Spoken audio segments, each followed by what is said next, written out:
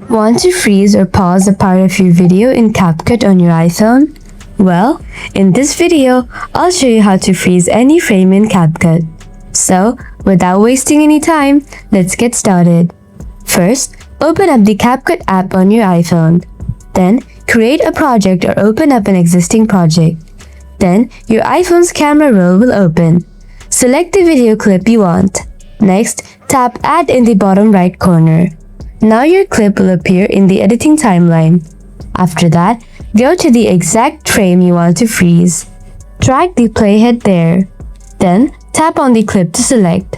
Now slide the bottom menu until you find the freeze option. Then tap on it.